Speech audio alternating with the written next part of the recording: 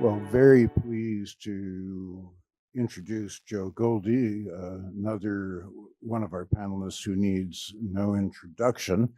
I first came across Joe's work, I think it must be about 10 or 11 years ago, when I was sent a relatively short book manuscript to assess for, in fact, was it Oxford or Cambridge? It was Cambridge, called the History Manifesto, and I thought, oh boy, here we go. Looks interesting. And I found myself in firm agreement with just about everything that it had to say. I was then surprised when the book actually, not surprised that it came out because I gave it a very good review, but surprised to see none other than our colleague Depeche on the back cover also in endorsing it. So Jo has done many things since then. She has taught at Brown, most recently at Southern Methodist, and she has now been, speaking of disciplinary boundaries, translated not only from Southern Methodist but to Emory, but from history to the Department of Quantitative Theory and Methods, which I did not know was a thing, but it makes me dream that someday there might even be a department or at least a tenure line in historiography and theory, either within a history department or maybe a philosophy department. Joe's done lots else since then. Her first book, apart from History Manifesto, Roads to Power, examined Britain's interkingdom highway system from 1740 to 1848. Then The Long Land War, the next book, tells the history of ideas about ending eviction, especially around the mid-century rise of land reform at the UN and its satellites. And her work has moved steadily forward in time and become broader in geography, focusing on British ideas of property rights, land law, and agronomy in international governance and economic development. Her newest book, The Dangerous Art of Text Mining, a methodology for digital history, which came up very early in our discussions yesterday in relation to Marnie's talk, came out in 2023, again from CUP, and it describes how a smarter data science is possible through the use of algorithms that treat humanists' concerns about the bias of sources and historians' concerns for the modeling of temporal experience. So welcome, Joe. Over to you. Okay, thank you very much, Daniel and Amitava, for organizing this wonderful festival of ideas from which I've already learned so much. I'm going to depart from the paper that I shared to give you a bit of the wider context of why I am interested in writing a global history of land, a world of land, and some of the historiographical influences on my thinking about how to write a global history as they intersect with the other papers that we've been hearing.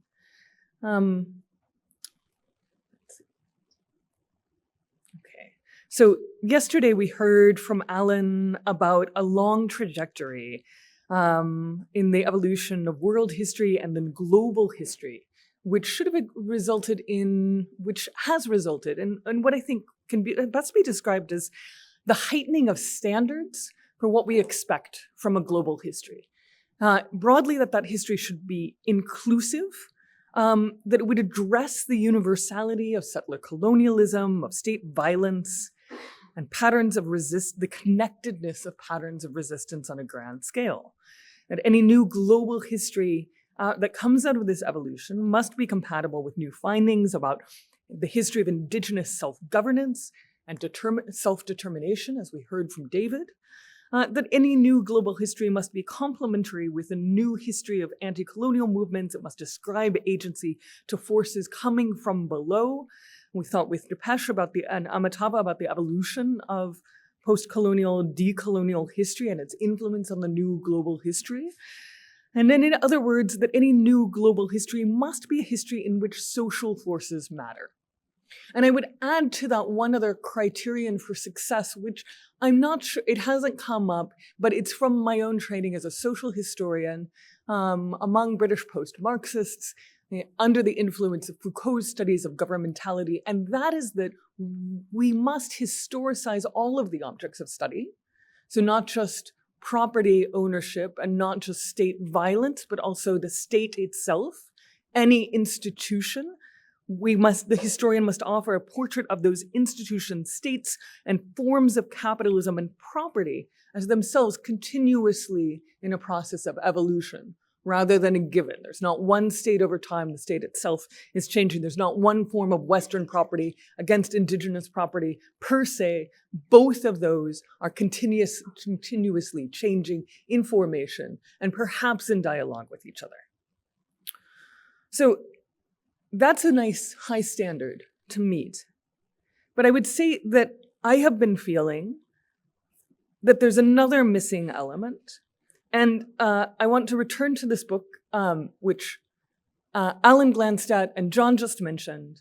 And I want to say that I found a bit more in this book, poorly written, incomplete as it is. I found a little bit more than my friend John, in that I really like the introduction. I think the introduction is the most coherent part of the whole book. And the introduction is where Toynbee is trying to set out a moral grounds for reimagining the world's natural resource crises, what Depeche defines as the planetary, from the point of view not only of the devastation of the globe and collateral damage to indigenous peoples, but the question of what comes next. And what I find in Toynbee is a pragmatic question about how we shall live together.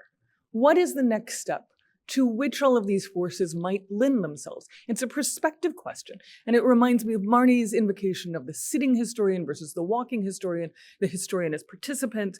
It also reminds me of the late Bruno Latour and his problem of what it means to live embodied on a planet that we cannot escape, that this is our destiny and we must figure out how to legislate living together on this planet at a time of exhausted resources.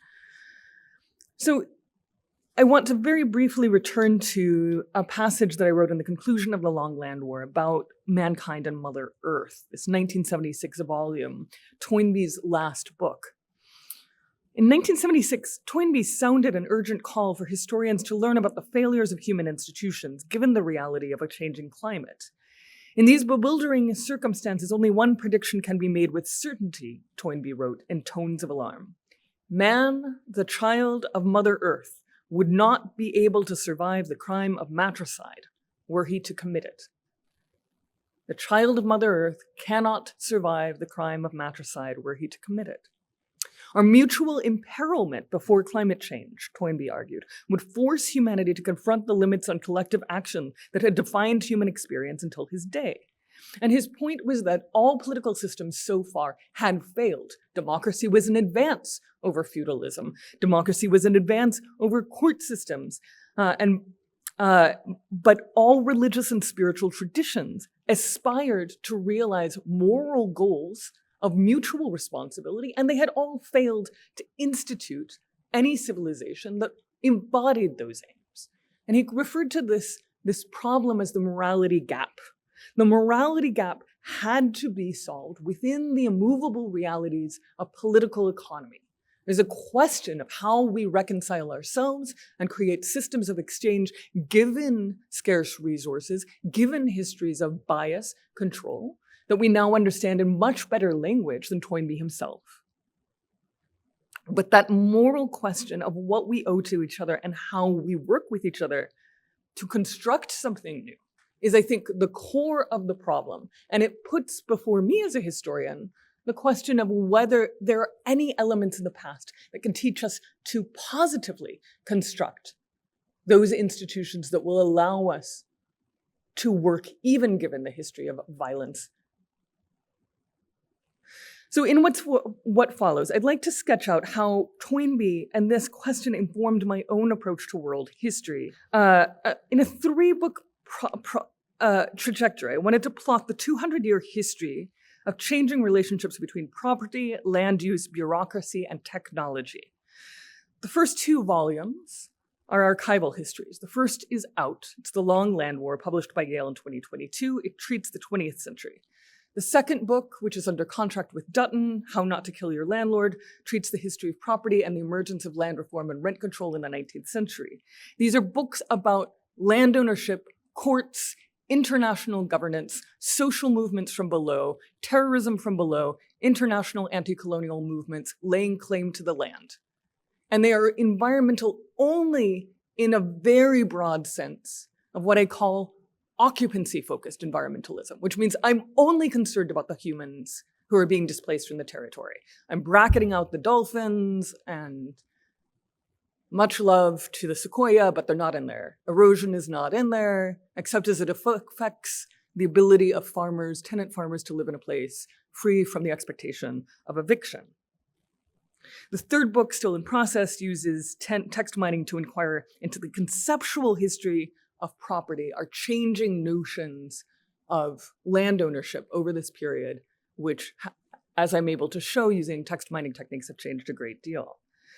And each of the books is essentially concerned with trying to establish a usable past for understanding the shape of future governance on a planetary scale. That is to say, I'm really pragmatically interested in Toynbee's question. However badly formulated it is, it's one of the best formulations of an aspiration to the global governance of land, air, and atmosphere that I can identify as a reality of certain conversations about the United Nations and climate change in the 1950s and 1960s, but that disappears by the end of the 1970s, and I think is dreadfully missing in our discussions of the planetary today, for everyone maybe except Nils Gilman. Okay, so The Long Land War is a history, in a nutshell, a history of land reform, rent control, housing, land rights, and what we would call the history of land back movements, movements for reparations in land, to reverse the history of colonial land theft by giving the land back to the people. So many historians of the modern period may have missed the part in 1881 where Ireland successfully got that, and there was a law passed in Bengal in 1886, and a law passed for Scotland in 1886, saying that they too would get their land back if everything went well. And of course, it didn't go well, and India had to wait until after independence to do its own land reform, and Scotland had to wait until the 1990s when Scottish historians reminded everyone that this had happened and that the land had been stolen and in the clearances. But those are live movements today. So that history is real. The history of land back movements is real. It was successful. And the land reform movement in Ireland, which is the hinge between the first book and the second book, is quoted again and again in the international literature as the inspiration for new kinds of a reimagination of what government could do. Could government make sure that there is political and economic dispossession by the heirs of dispossession, the people whose ancestors lost their land? Could the courts give it back? Well, that happened in Ireland. Can we do it in other places? It happens in South Asia. It happens across Africa and Latin America. And one of the reasons is that the UN is looking to the Irish model. So this book tells that story. Now, it's that story, but front and center are the social movements, the action from below, because I was trained by social historians, and we think that it's not just ideas or patterns of governance that matter. We think that it's social movements. And that was a lot to hold in one basket, both the international institutions, the ideas about international thought, and the social movements from below. And so I wanted a reliable historical materialist index of time to tell me when things were really changing. And in the histories of the state that I came from, that is one use of technology. The history of technology offers several advantages to the narrator of vast processes over long periods in the human past.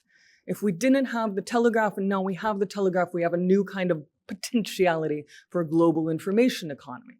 So just so, I wanted to see if there were kinds of technologies that informed the balance of power about grassroots movements in the 20th century that allowed them to imagine themselves as a planetary kind of force. And what I found was that the answer was yes. There were top-down transformations of information technology, and there were simultaneously, or in the aftermath, reactions from the bottom up two different sets of technology that permanently transformed the horizon of possibility for governance. So first, the top-down mechanisms. We're looking at bibliography cards.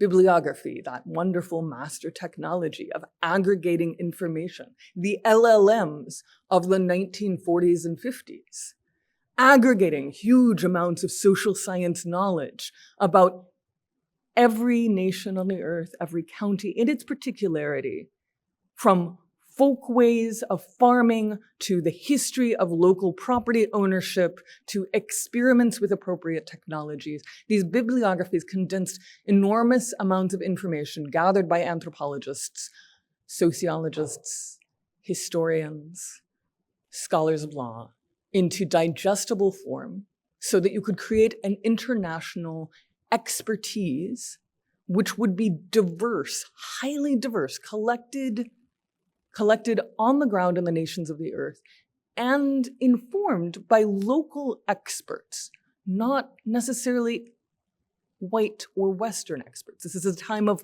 enormous exchange at the land-grant colleges of the United States between the global South and the global North, with many scholars coming from Latin American and Asian countries to the University of Wisconsin to study the possibility of long-term sustainability and small farms in the aftermath of giving the land back to the people.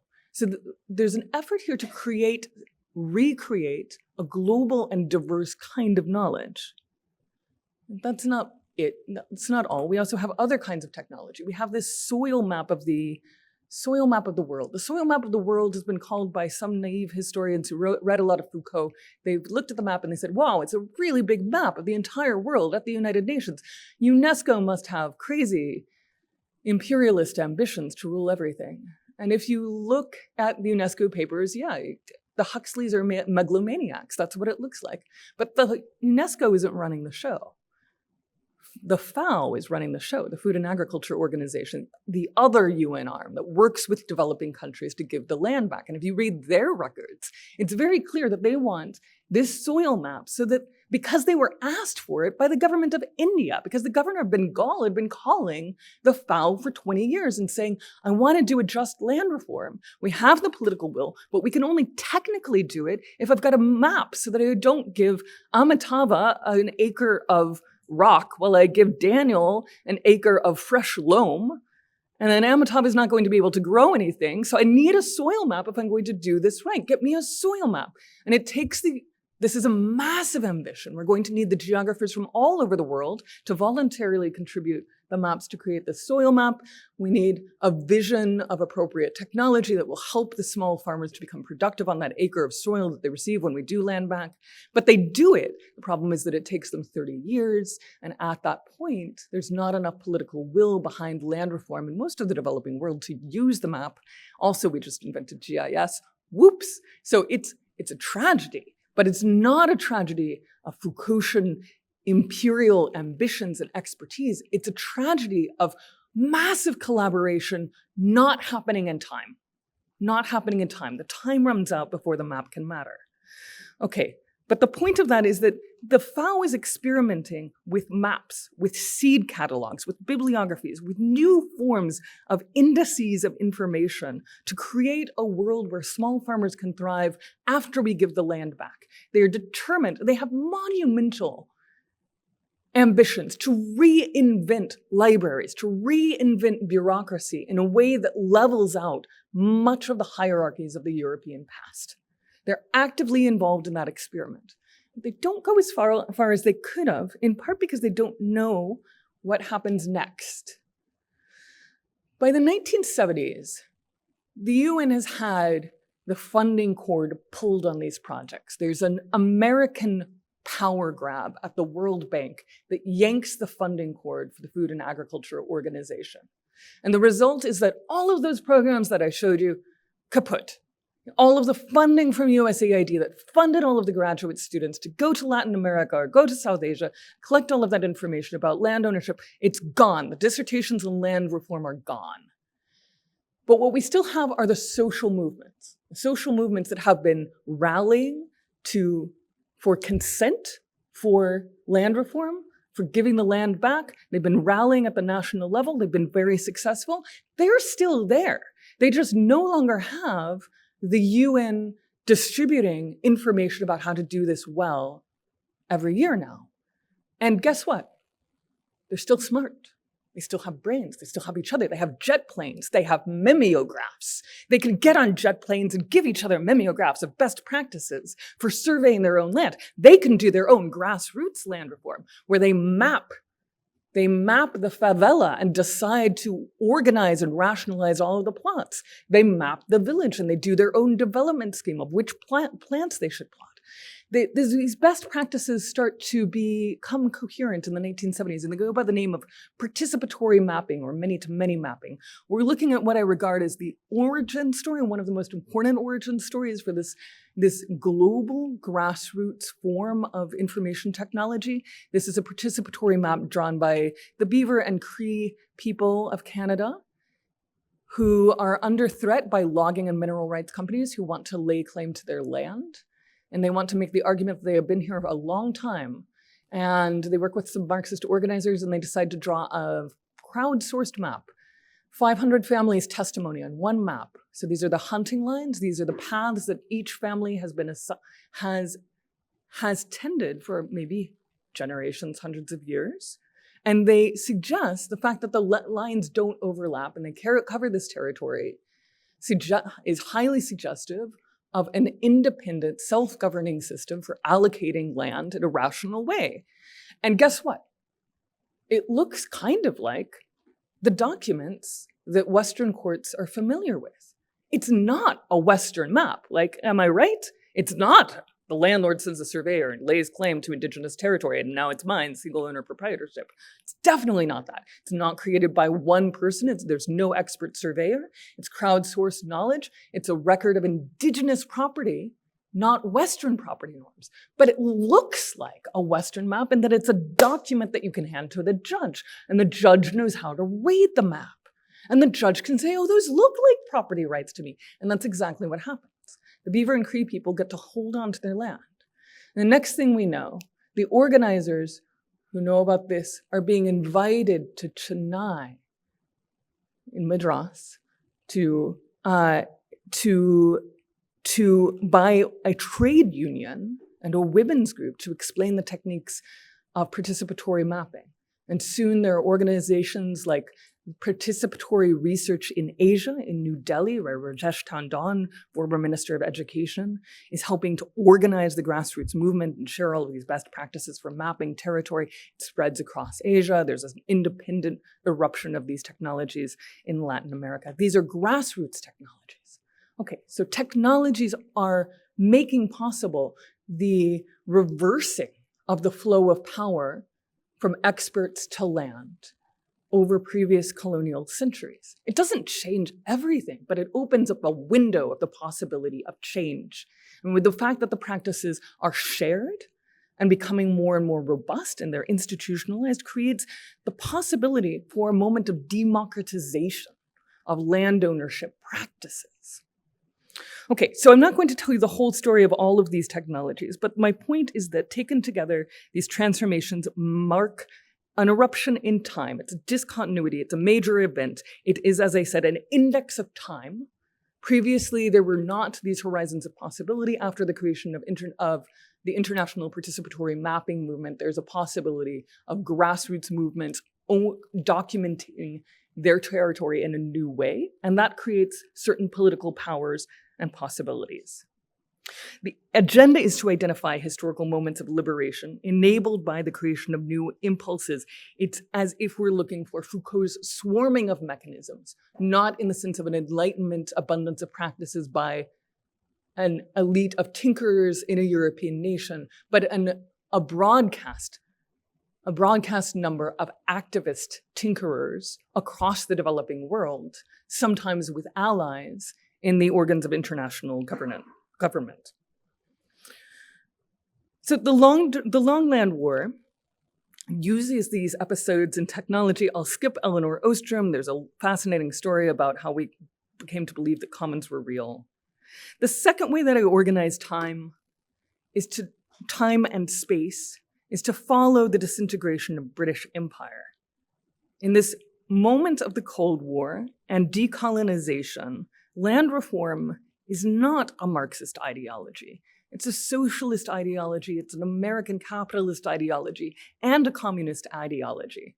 And a vast body of the theory of how small farming should work and how we should support these small farmers is shared indiscriminately across these political borders.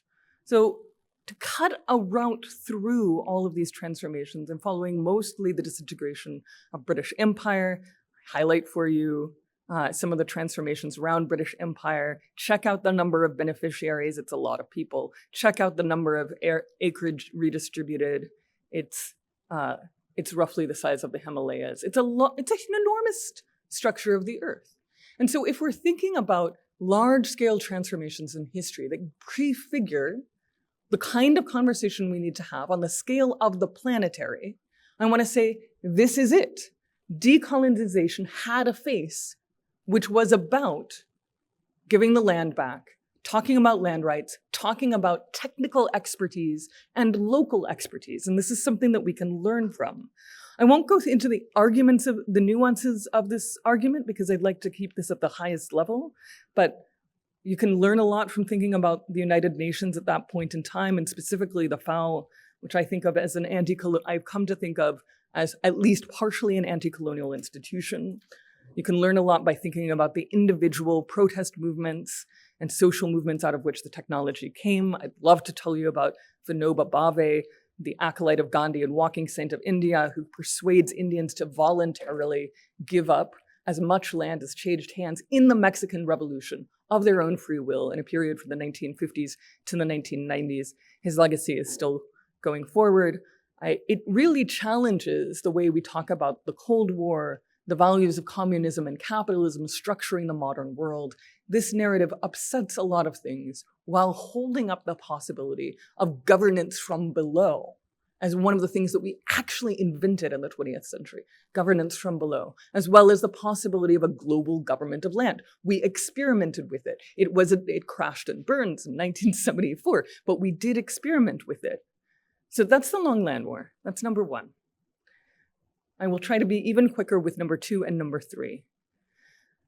How Not to Kill Your Landlord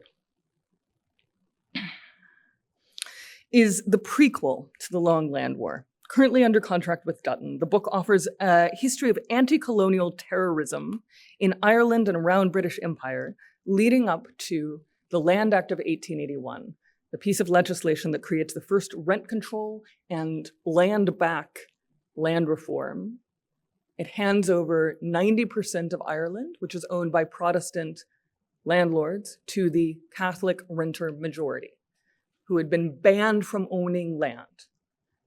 Yes. So racial difference and difference of creed had been a settler colonial story in Ireland. How did that get repaired?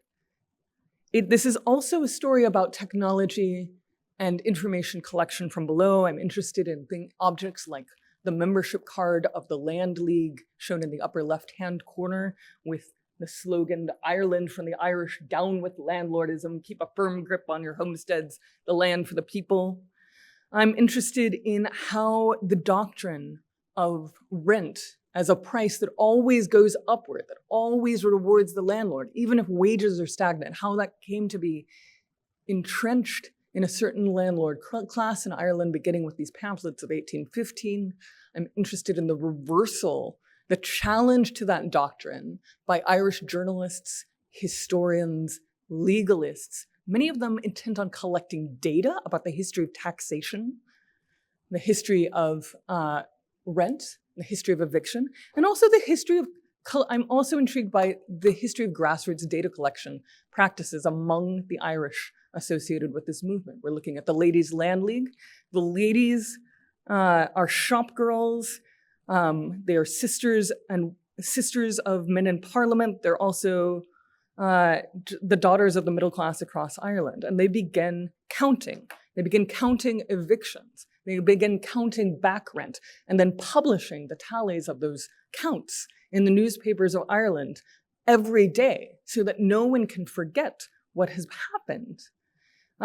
These numbers are recycled and tallied and republished. They show up in front of Parliament. And it's largely a data-driven story about how the Irish are able to pressure Gladstone's government into giving them the Land Court, which is a new institution, possibly borrowed from the Land Court for registering Maori title in New Zealand, but basically a new institution for granting rent control and land reform in 1881. So another story in which technology is an index, but we're looking for changes to governance, changes to the idea of property in which Indigenous title and Indigenous property come to have a new place within modern government. Technology, again, data gathering opens up a window into how this transformation takes place, into the interworkings of social history and social movements with the reform of national and international government. The third story, even more briefly, is a book manuscript destined for submission maybe next summer, A Distant Reading of Property, questions about land ownership.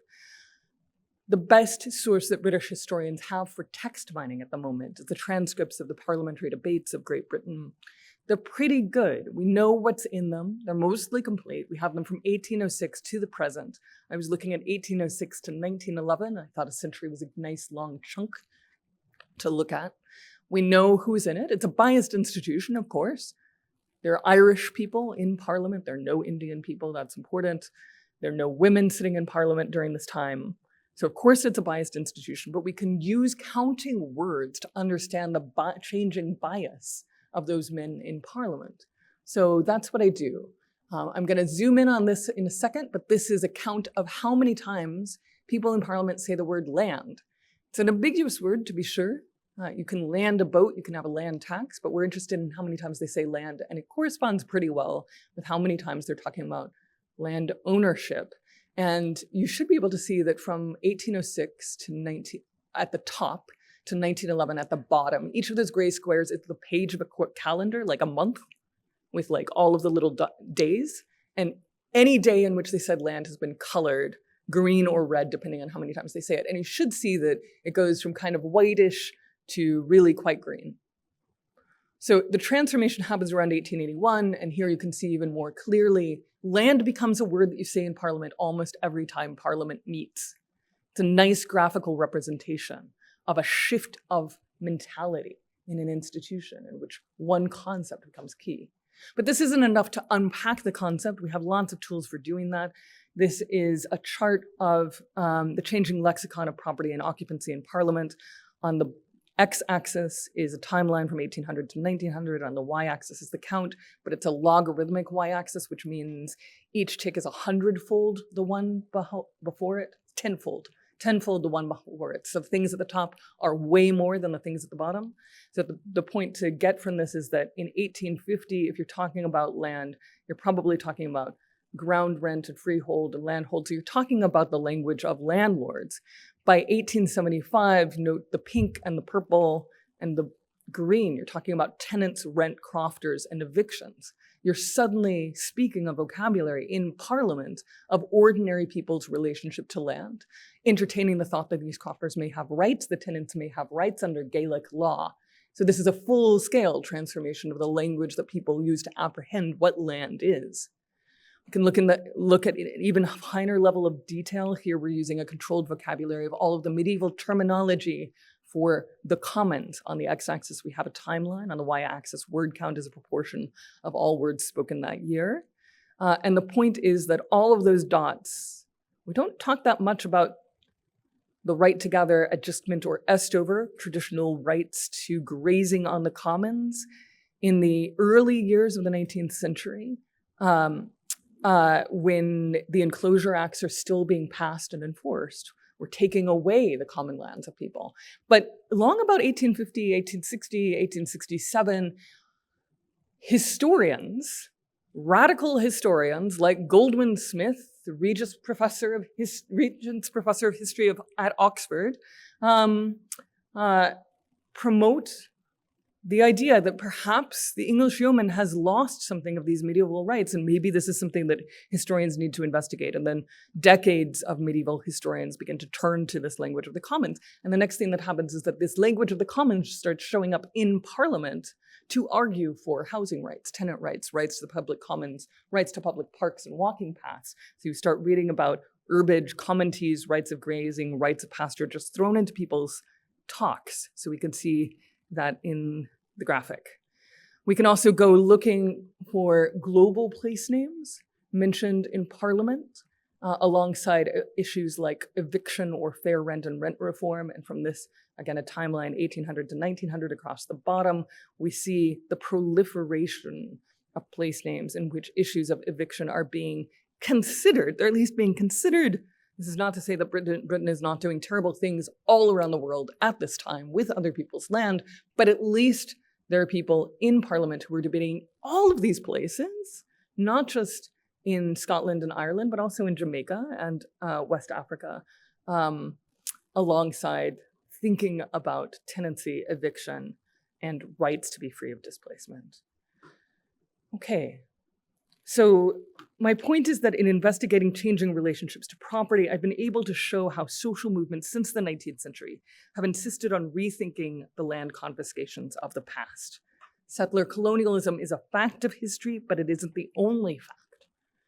Toynbee asks us to not only to consider the planetary, but also to consider history as something that we can use to change in the future by recognizing the democratizing impulses of history, the impulses of history that lean towards justice, and the changing shape of governance in the past in ways that are worthy of repetition into the future.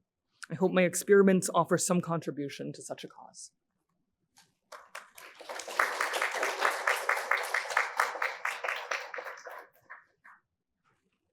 Thank you very much, Joe. Running a little bit behind, so I'll just request that people keep their questions concise so we can have the maximum number of them in. So, anybody like Marnie? Thank you so much, Joe. It's really exciting, and I hope you are going to cover Australia and New Zealand because we do have Hansards as well, which are open. Yeah, absolutely open to scraping. I've got two quick questions for you. The first is when you said it looks like a map, it looks like property to me. I think more commonly in these legal cases, it looks like a history to me, and therefore it looks like property. So I wonder if you can comment on the entanglement of all these micro-historiographies in this global story and whether there's an opportunity to liberate some of those historiographies in this bigger picture as well. So that's the first comment.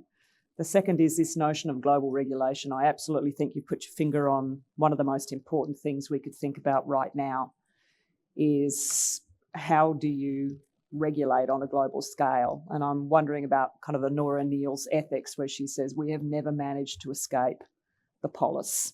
We just don't have escape velocity on the nation state. So I understand regulation as kind of control of capital flows when I think about 5G and 6G, WWW, regulatory standards. They've all become instruments of capital flow. How do they become liberatory objects in your world? So two small, big questions for you.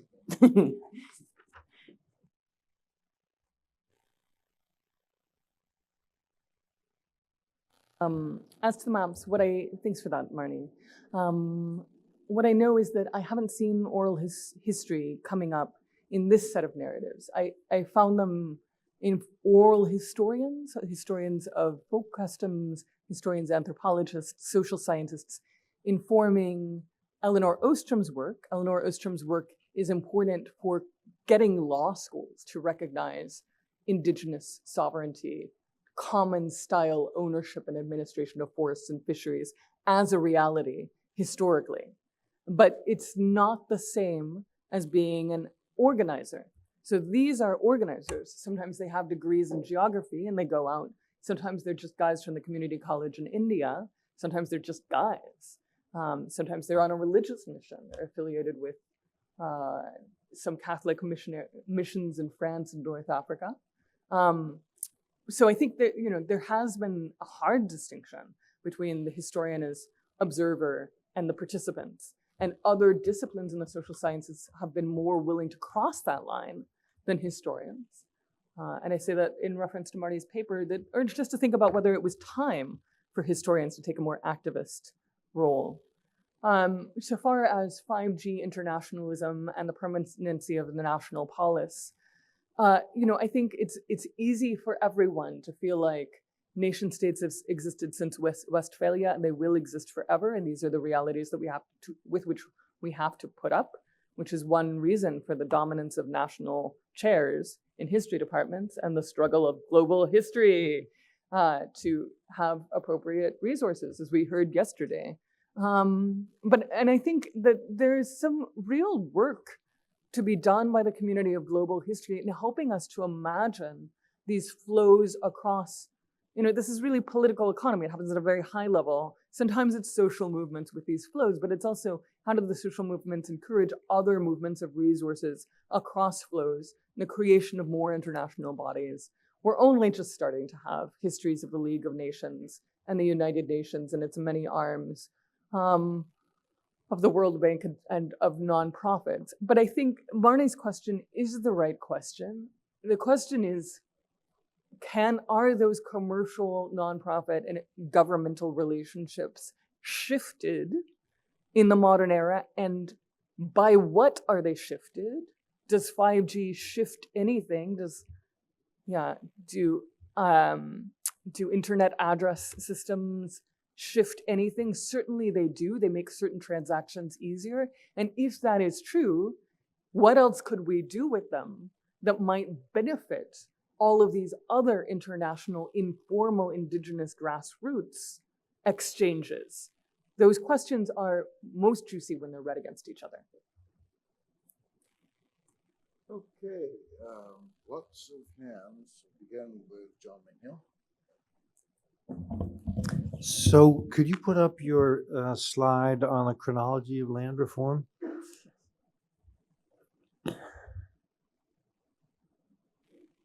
Okay, so I have what is a simple question, but it might not have a simple answer.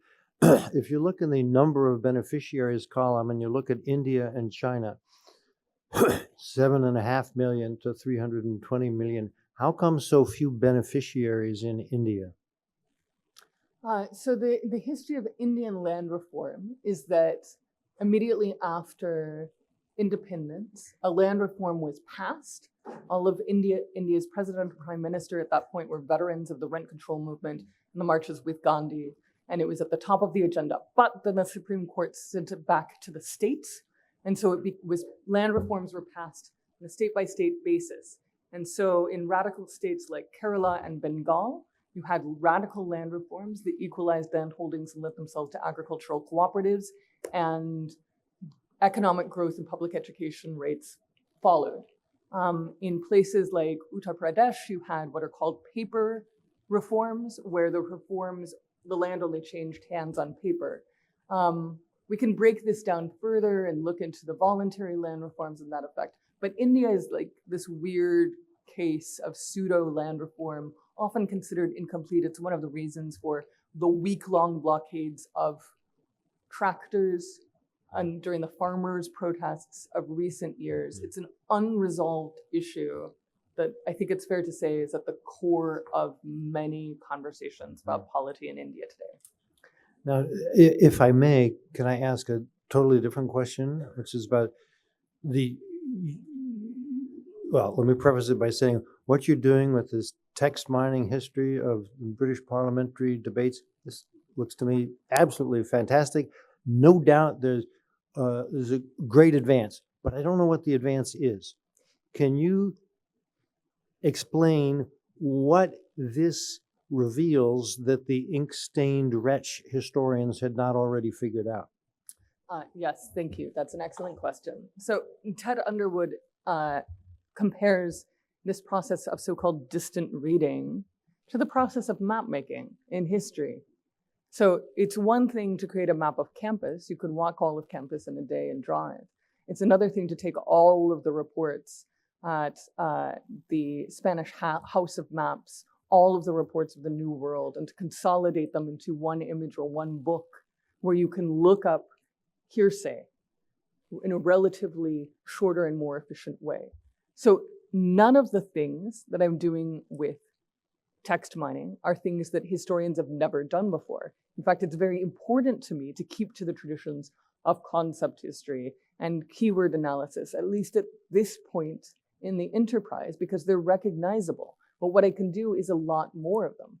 And I'm not saying that with my algorithms, you can't do them with doing keyword, like Command F, find them in the PDFs. It just takes you longer. So you can't run as many iterations as I can. And also I have better algorithms and better statistics to tell you what's a meaningful signal and what's not, and I try to explain that in the books.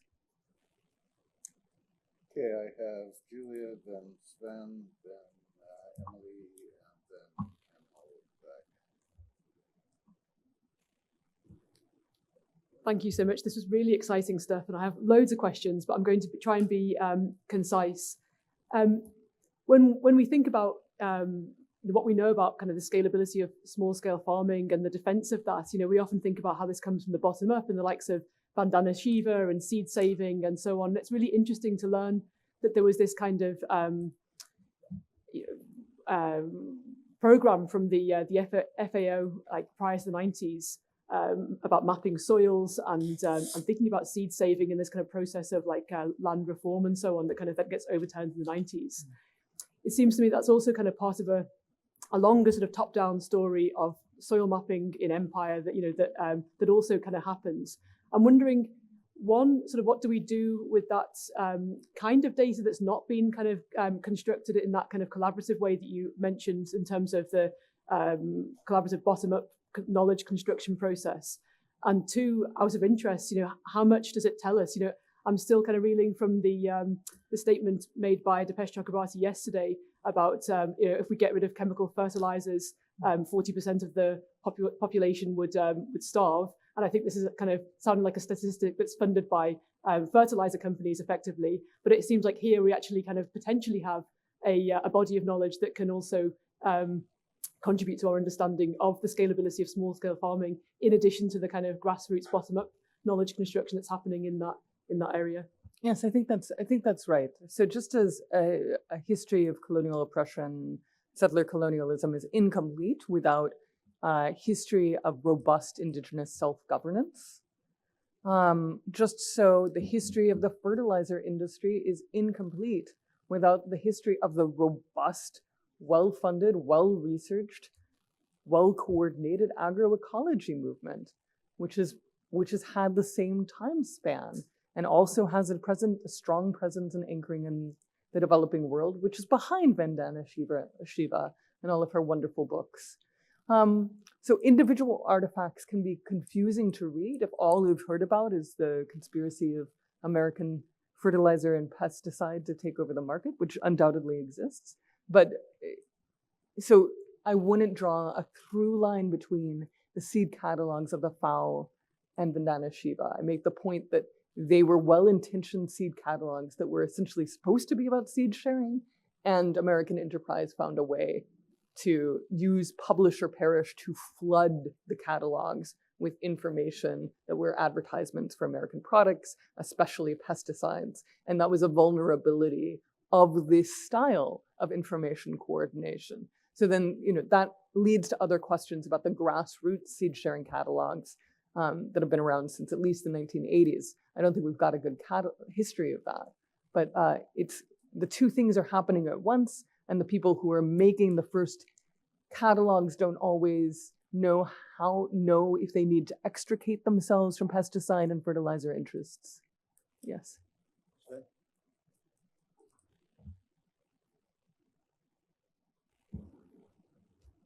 Thank you. This was wonderful, and it's. I think what you show beautifully is that this is clearly a very global story that needs to be understood in relationship to one another, and it's also a story through history. In that it seems that the Irish history has an impact on the history of the rest of the world, and it's a kind of optimistic story, which I also like and would like to believe but I like looking at these numbers. So I just, you know, if you look at these numbers quickly, I see, you know, that 360 million, there are 360 million beneficiaries in total, approximately, in China and Russia. There's 7 million in India, 3 million in Mexico, and 4 million in the rest of the world taken together. So I could say, okay, what explains this story is Soviet communism and Maoism. That's about land reform. Everybody else is actually failing. There's not much land reform in the rest of the world. If you look at the number of, or if you look at the quantity of land redistributed, roughly speaking, in Russia and China, it's 5.8 million square kilometers. And everybody else is, I can't read my own handwriting anymore, but it's a small percentage, maybe 8 or 9% or so, of those two governments, two states. So again, maybe that's, and then, okay, so that makes me somewhat less optimistic. And then, okay, at the same time, there's a huge wave of dispossession of land on the other side, right? Like right now, the Brazilian Cerrado, huge quantities of land that dispossessed from indigenous peoples so they can grow soybeans that feed into your retirement portfolio. You know, so maybe this story is actually much more dire than it seems. Well, it's certainly more complicated than it seems. So just carving out this narrative of all of these movements that were sharing information and that seemed to many of the participants to be doing the same thing across capitalist and communist lines. I think it's useful to highlight one kind of path of institutional reform and social movement in the 20th century that we don't often hear about. I would also say these are political scientist numbers. They're not historian numbers. It's the only table that I give in the entire book. This is not a quantitative book. And I have spent several pages going through my worries about it. So for example, that 300K beneficiaries in Ireland, that's ending in the year 1921. It's 90% of the island was renters, 90% of the island gets land back or rent control in some form. So the 300 are the nominal landowners. So it's the husband of the family, but they've got 10 kids and a wife. So the actual number of beneficiaries, historically speaking, is all of their descendants. So it's much higher, right? And the same is true for all of these numbers. Unquestionably, the most effective form of land reform in world history is communism. And that's worth thinking about. But the surprise is that the second most effective form of land reform is voluntary land reform, a la Vinoba Bhave, the walking saint of India, which is astonishing. I mean, that's a recent finding. Nobody really believed that it was all that important. He was like this anarchist guy who some hippies followed in the 1960s, but that's well worth considering. And in aggregate, the political scientists who study this sort of stuff have an even more robust statistic, which is that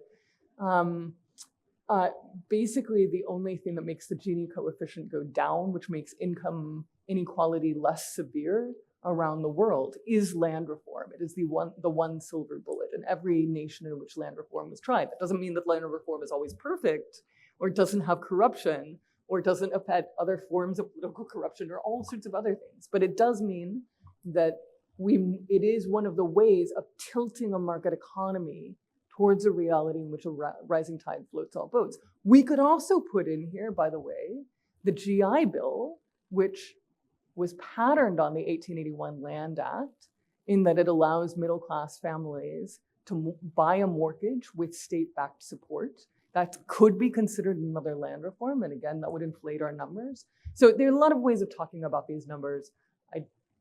We're careful with data. Yeah. So time for 3 more very quick questions, and I'll have to close it there. So we'll go to Emily Hill, then Ken Hall, and then Alan McGill. And what's that? Sorry, okay. So Emily. But if you compare that with, you could also just take the 200 rural cultivators in the world and then compare that to the number of beneficiaries. All right. Thank you very much for this talk, which just blew my mind. I'm so happy to have decide to come and attend. And also thanks to the question that raised my question, or a big part of it, about how fertilizers and pesticides fit in. So now I'm wondering if my interest, now that I've been able to extricate myself from the fighting that led to the founding of the current government of China, is to move on into the 50s and historicize the climate damage done by industrialized agriculture, starting back then, but it was not noticed at the time. The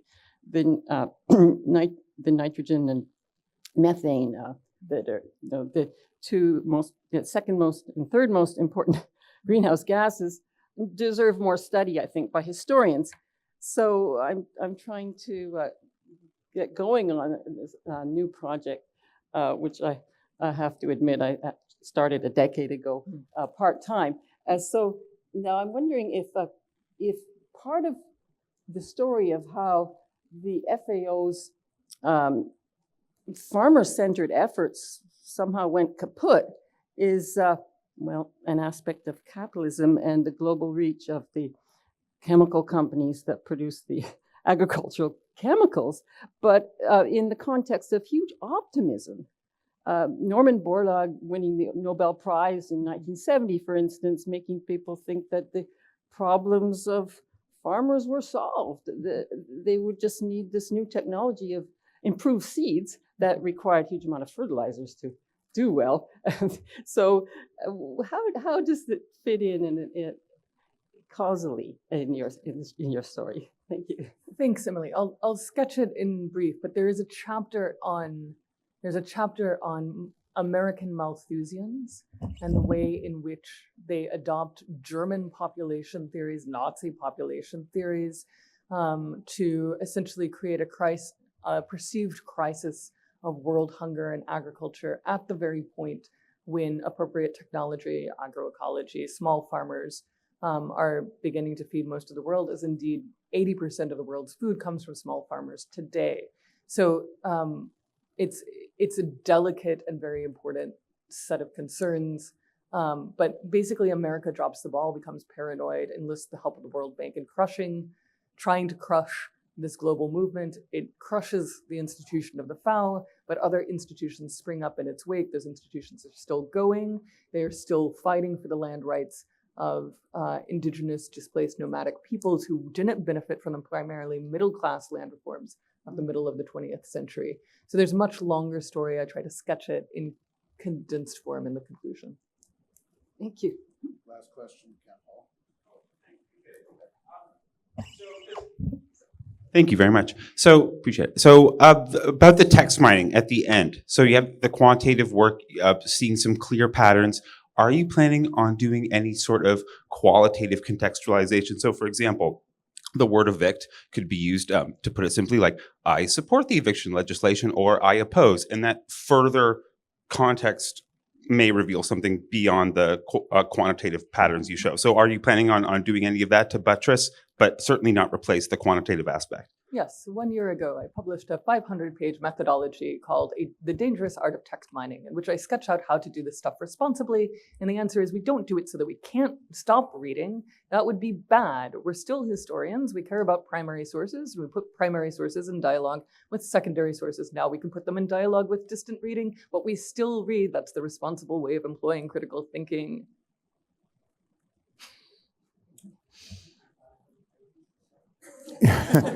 I get long-winded. Some people write short, some people write long. Well, thank you very much for all the questions. And thank you very much, Joe, for a very exciting paper. Very much looking forward to the next installment. We'll take a 12-minute break and start promptly again at 11:30 with Julia's paper. Thank you very much, Joe.